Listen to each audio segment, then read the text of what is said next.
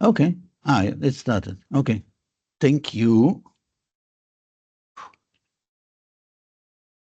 Um, we met, I think, in 99, maybe 98, something like this. Hank was teaching at a school for about liquid crystals. I was at another school on surface nonlinear optics. We met there. Hank and Luz joined us in our trip to Agrigento. So he already gave his lecture and he escaped from his school to spend some time see for the sightseeing. And that's why we started to talk to each other. And he, at some point, he called me and said, Andre, I have a position for you. But, well, my first reaction was a hard no. I said, well, I have no experience with X-rays whatsoever. I was in nonlinear optics. No experience with colloids. I was supposed to do user support. That was the user support group where I had to work together with Jeroen van Bokhoven. Um, and I thought in that time that I was too old, 40 minus. But then, well, we still were in contact with Hank, and I realized that, well, he is the person who is inspiring me very much and always very supportive, etc. And so I said, okay, I don't know what I'm going to do, but I go to Utrecht. And this is my very first PowerPoint presentation. I took a few slides from there. You see, I started 16th of September 2000. I was asked to give a talk at the Werkbespreking, at the lab seminar, which is only 4 months after the start of a completely new field. Oh yeah, I gave also different spelling of my name and the actual spelling of my name that was also on the slide. And I gave this title to my presentation. I said, Sex, honeymoon, and love. And I said, well, this is an old-fashioned story because now young people, they come, they meet, they fall in love, they go for a honeymoon, whatever, they start to live together, and the marriage comes much later if it comes at all. I had an old-fashioned story. I first signed the contract with Utrecht without actually knowing what I'm going to do, okay? Not in detail. I spent a honeymoon, and this is what was this presentation about, and then I realized that I felt in love. So when I came, there was already some data line. Katarina, Casapido, Wizelsdehoch, and Henk went already to synchrotron. They had a lot of capillaries made by ELF with colloidal spheres, which were crystallizing there, and they were putting the capillaries one after the other, shooting. Boom, wow. Let's take another one. Boom, wow. And then I was asked, what does it all mean? So I spent some time, well, first of all, getting the form factor. This is how much each particle scatters. I divided this form factor out to get the structure factor, which is not that trivial because here the larger Q, we're talking about very small intensities. And then when you divide one small number by the other, you may be troubled because there is a noise there. But I managed to make a form factor, radial average, etc. And I managed to get a reasonable structure factor, and then I calculated doing the Fourier transform a real space correlation function. This is basically, well, first of all, we are looking not now anymore on the real size of the particles, but only where the center of each particle is. And then in each measurement, we basically, we look at the Fourier, our this two-dimensional correlation function is when you project all structure onto the plane normal to the beam, and then taking a random particle, look at the chance to see another particle in there, and that was a nice, beautiful, colorful image. I thought, wow. But then, okay, I started to do more, and this is just a few examples. This is sample K37, K80, L03. I don't remember what all these numbers were. I had in that time else who knew all that, so I didn't care. And this looks like a beautiful sky in the night, somewhere in the south. You see lots of stars, very beautiful, very nice.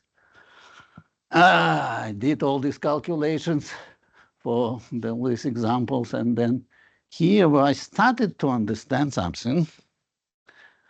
So I see here, well, I see the neighbors within the plane. At a smaller hexagon, I see actually neighboring particles which are in the layer above or below. The crystal is slightly misoriented. So in fact, if you go further up or further down, there is an additional shift in the positions because of this.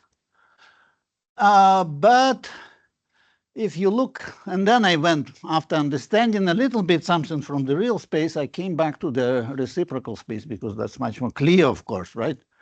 In the reciprocal space. And you see that, well, there are features which are forming some kind of a honeycomb lattice. You see the hexagons, but there is nothing in the middle, right? But then here, along this line, there are very bright reflections which are coming right in the middle of these hexagons. And I said, well, that must be probably the cut through the reciprocal lattice of a random stacking hexagonal crystals. Some of the reflections here stay sharp, and therefore they're very bright. But some of the reflections where the FCC and HCP lattice do not coexist, they smear out along the so-called black rods. And if I measure this at a small tilt, I basically look at the cut through this reciprocal space, and all these weaker points actually are crosses of these black rods. And then I say, well, look, the intensity of those is also modulated. And I tried to quantify this. So I was averaging along different lines, going through several reflections to get a better statistics. So these red guys are those coming from those bright spots. And the rest is where I cross this black rods.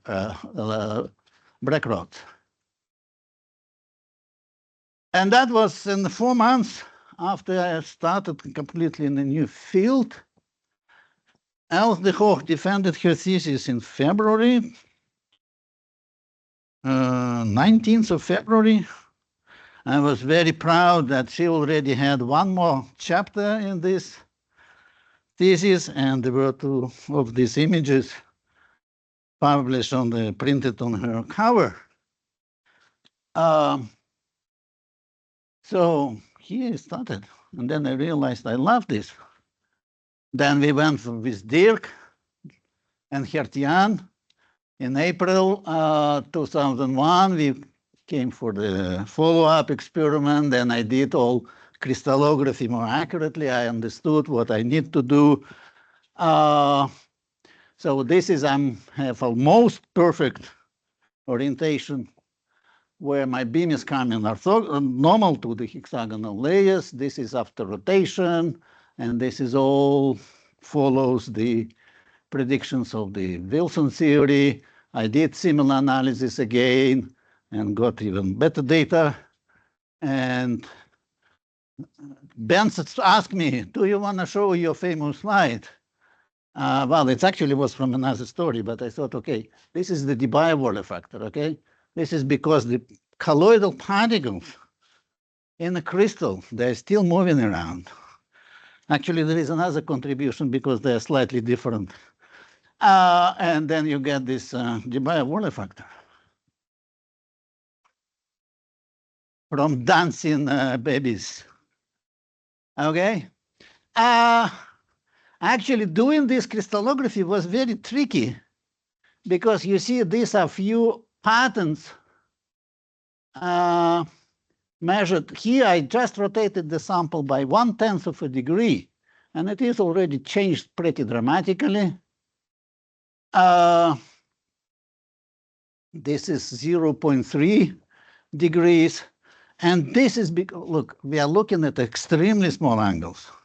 It's like, well, let me see, it should come. Oh, yeah.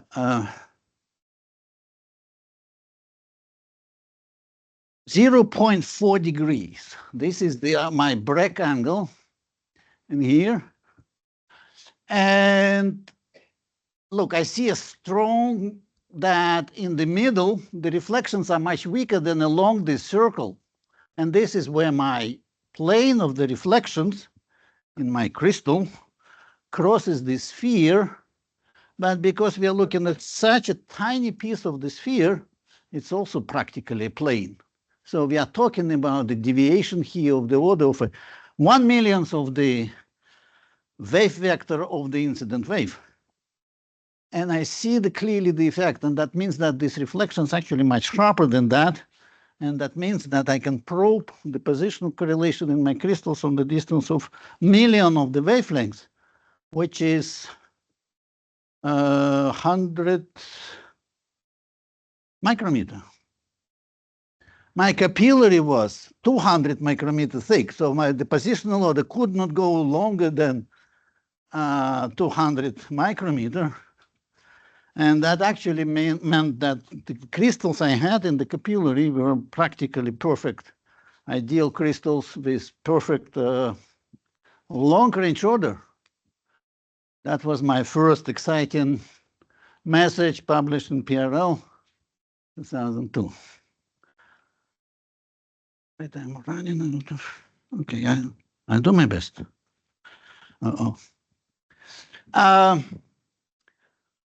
Beautiful, nice pattern. Our resolution here is just enough to see these peaks separately, okay?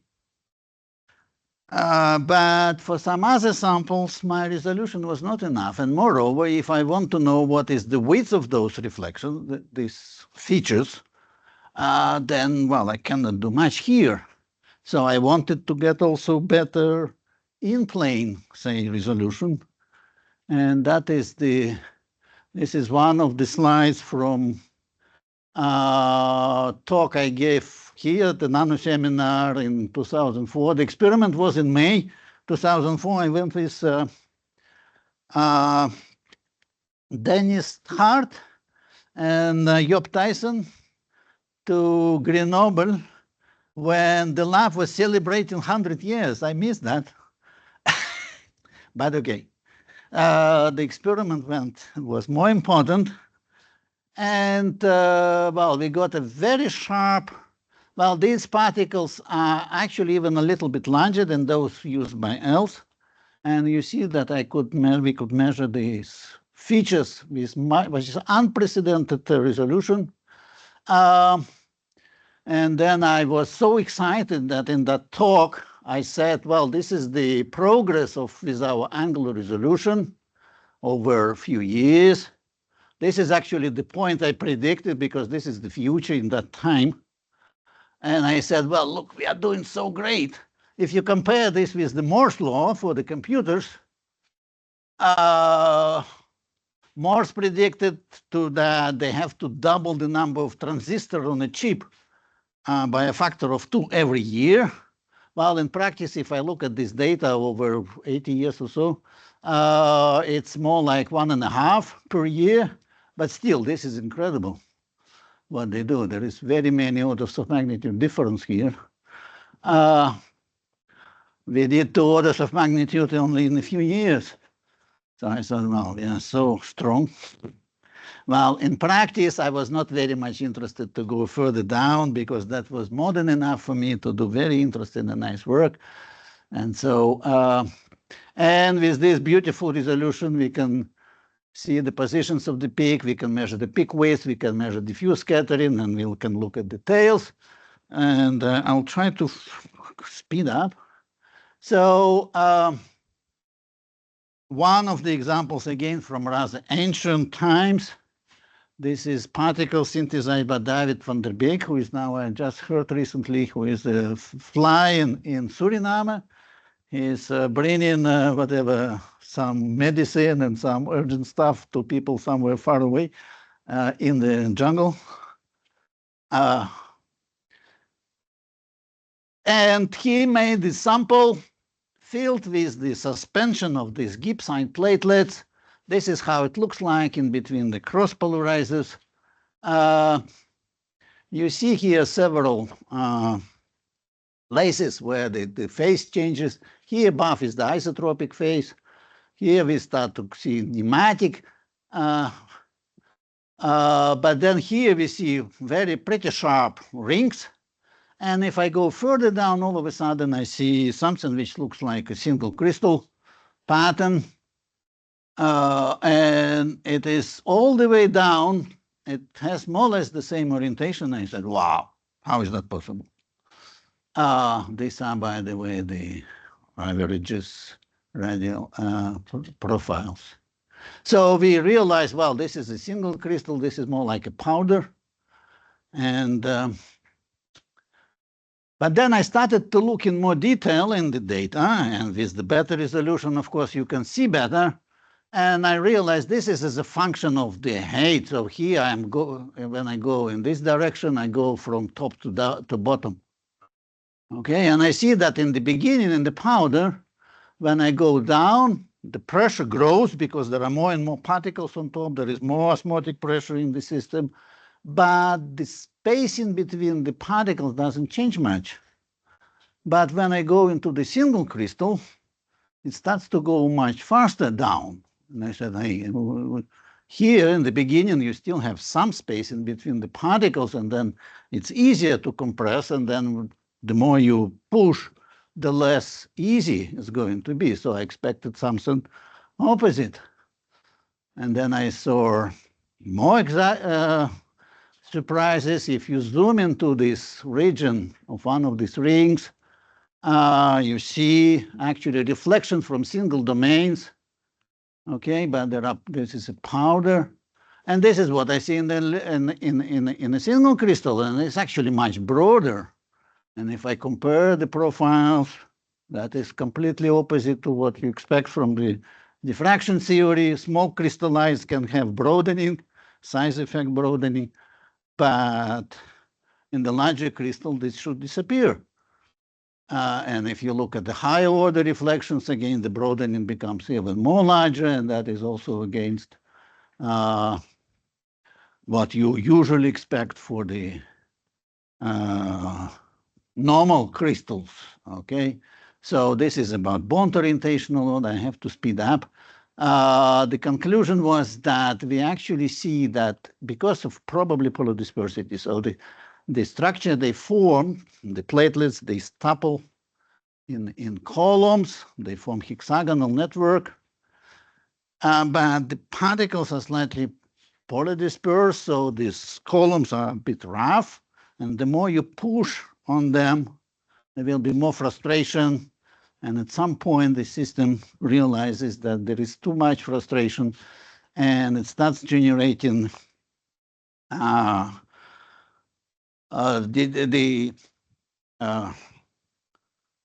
call it, not the disclination, man. Shit. Getting old, you see? Dislocation, thank you.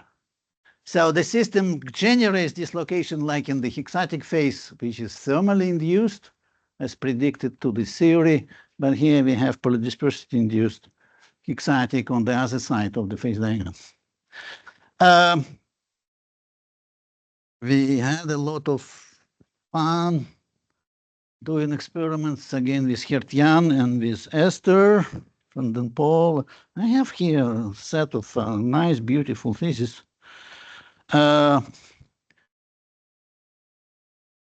oxyhydroxide. If you look at the sample, it's actually a dust. It looks like a routed iron. It's like, you know, what you... But you bring it to the...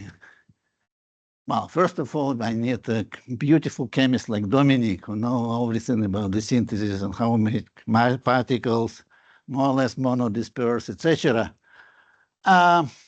They have really great magnetic properties. They start to align along the field at the low field because they have weak permanent magnetic moment, but when you increase the field, they start to orient perpendicularly because the easy axis is normal to that. Do everything. This is just a summary of different phases we see at zero field, at a small field, and a strong field. And you see here, well, here you see already a powder of the columnar crystals. Here you get them oriented in the external field. And this is completely crazy structure again. That usually these are the platelets that prefer to form columnar crystals. But here these particles are rod-like. And they start to form columns like this. Not very stable. Usually rods prefer smectic. They come together in a plane, in a well, we also see the smectic, by the way. But okay, I want to show only one example out of beautiful results from Esther. If you have particles which are flat, and you start to increase the concentration of this particle, and according to the argument of Onsager, at some point there is too little space left, and they have to win some space, and they do that by orienting their short axis parallel to each other, then there will be more space for them to move. If you have rod-like particles, they usually orient their short axis, which is now the diameter, parallel, so that they again win a lot of space for the positional fluctuations. But if you have a particle which has this board-like shape, and this particle is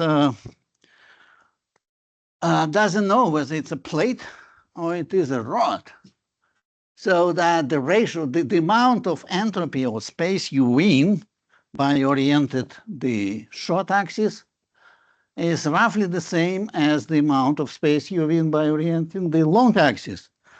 And then this particle, they start to orient both when there is too little space left, and that was on the cover of PRL. So we saw the formation of the biaxial liquid crystal, which was haunted by Liquid Crystal Society for a long time in the molecular crystal systems. Of course, this is colloidal system, but we clearly demonstrate. Well, quickly to show Jaakko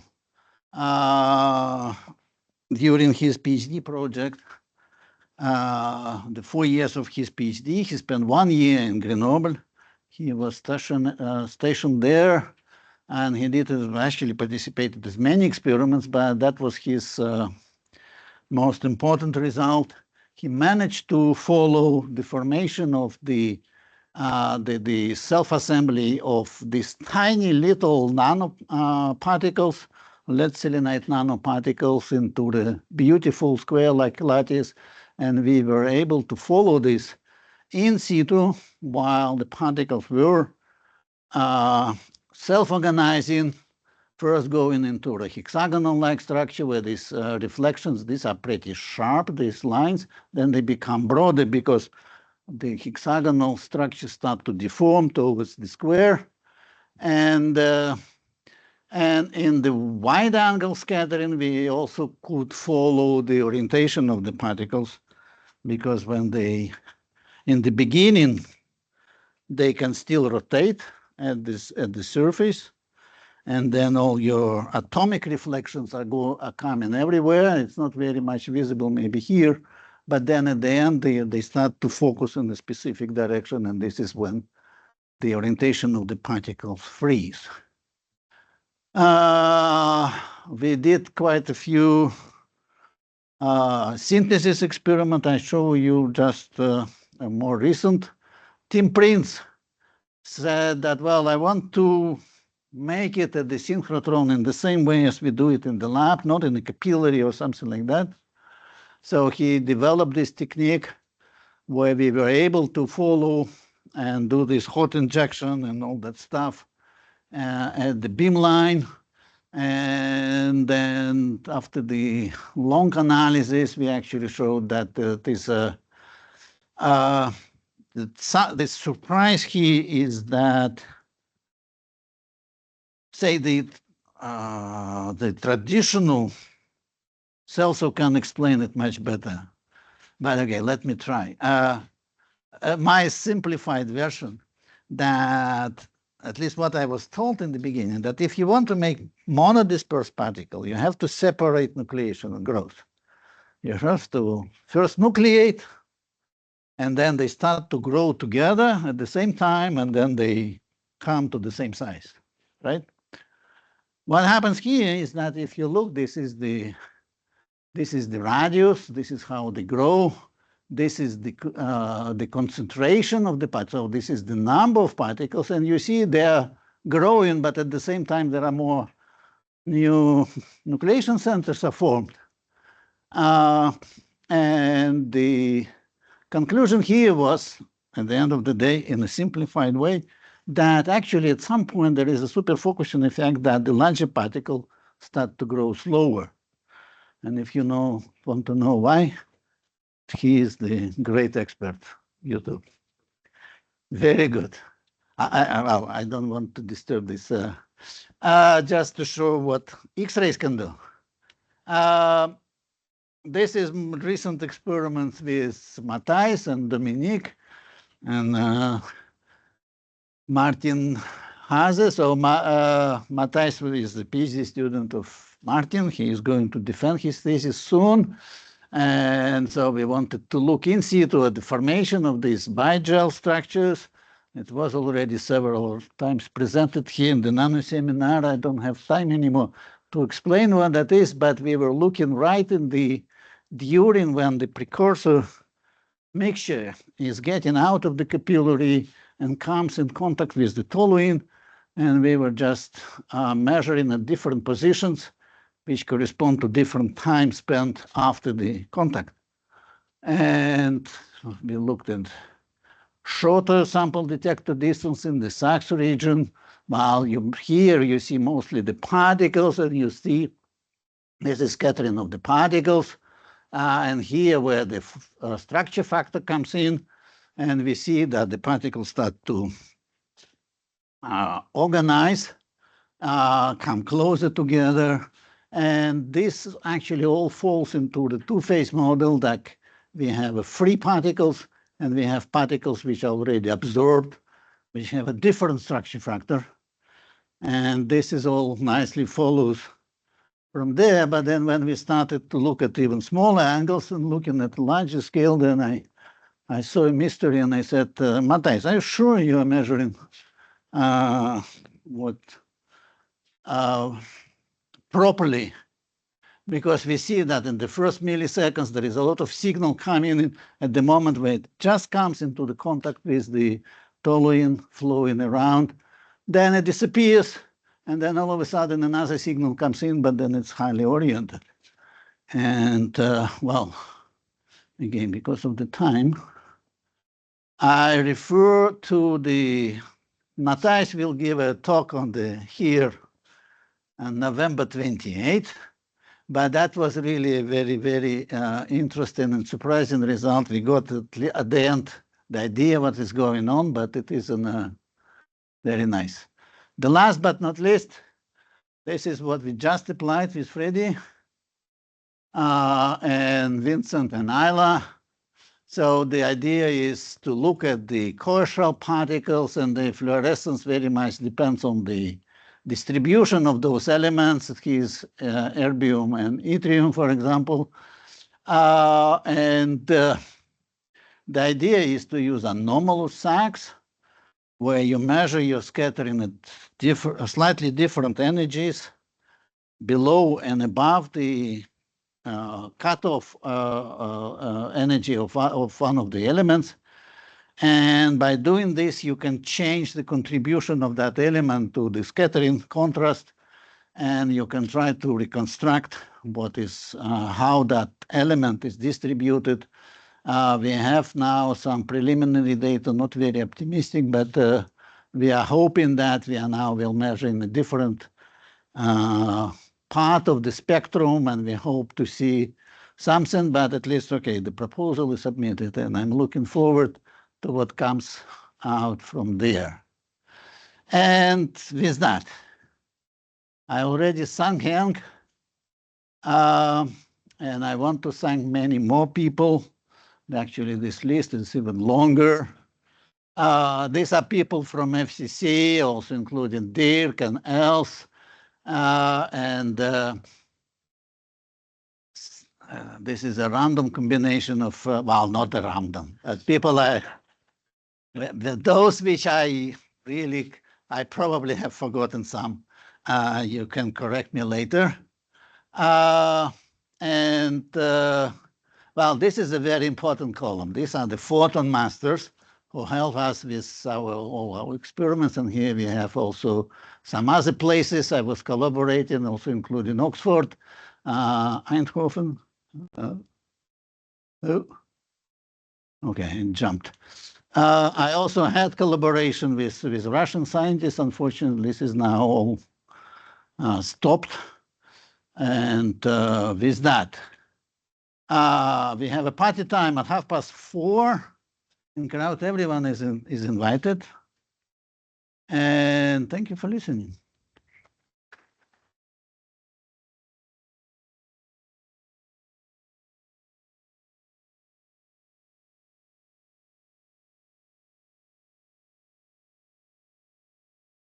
Also ancient history, very, very nice. So does anyone have a question? Urgent question. You can ask it during the bottle.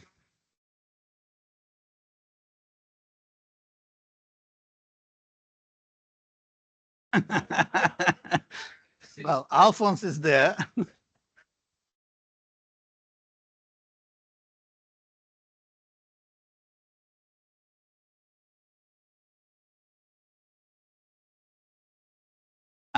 That was in my abstract.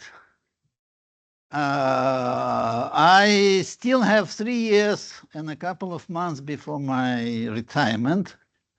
And I'm looking forward to whatever challenging problems you may have, where I can maybe help with the synchrotron radiation, like the one of Freddie. And if I have a nice, interesting project, then I may stay here around even longer than these 3 years and a couple of months, right? So that is now in your hands. If you have enough interesting problems, then I may be hanging around, well, as not getting the salary, but at least, still having fun with you. That is what I'm looking for. Yeah, exactly. Yeah, yeah.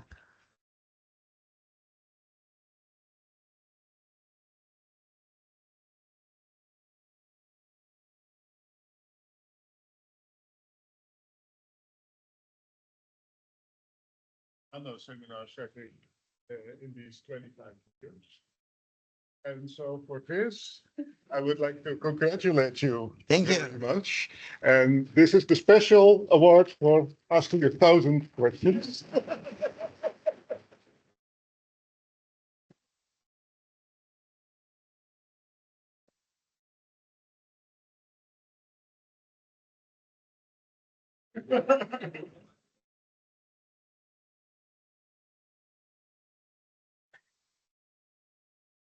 For the website.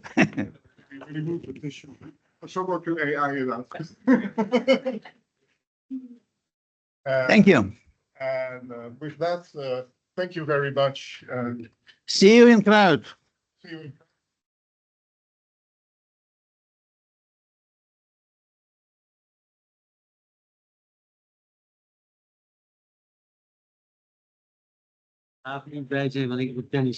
Oké. Maar ja, wij gaan dan een andere keer nog iets organiseren. Ja, oké. Dankjewel. zeer, niet proposals schrijven, niet of zeer harde schrijven. You see that for. Je ziet hoe je van business zo dat moet spannend zijn. Ja. We weten dat je niet via allerlei dingen had, zoals in literatuur beschreven. Had er meer een groei. Het belangrijkste is, je hebt, kijk, is iets die je een beetje ademt, want die nooit tweedimensionaal kan worden. En op het moment dat het tweedimensionaal kan worden, dan heb je dus groei. Ja. De Zeger heeft die mooie apparatuur die je toonde. Zeger heeft dat geconfiskeerd. Die mooie apparatuur die wij gemaakt hebben, Zeger heeft dat geconfiskeerd. Het zit allemaal in hem. Yes, certainly. Yes.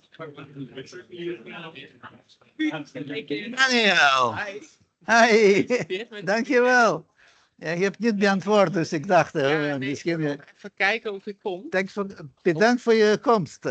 Was het voor jou ook interessant? Het is meer iets anders. Ja. Dankjewel. Hey, Jacco. Dankjewel. Leuk praatje. Dankjewel. Eerste kwartier helaas niet echt, maar. De Frederiksdal. Nee, dat heb jij gemist, ja. Ja. Ach ja. Vond je het? Ziet er ook netjes uit. Is Oxford Thai? From Roel Doelens. Oh ja. En toen ik, wat was het, 2017 of zo? Ik was voor een sabbatical een paar maanden in Oxford en op het einde wij begonnen daar wat samenwerken weer. En dan op het einde Roel heeft mij een cadeautje gegeven voor de tijd waar ik heb. Ja. Zo, tijd voor de borrel. Ja. Nou, bijna. Ja, ik moet even naar huis wat werk doen. Aha. Ja, overdag is dat een beetje lastig, maar ik kon even tussenuit glippen. Aha.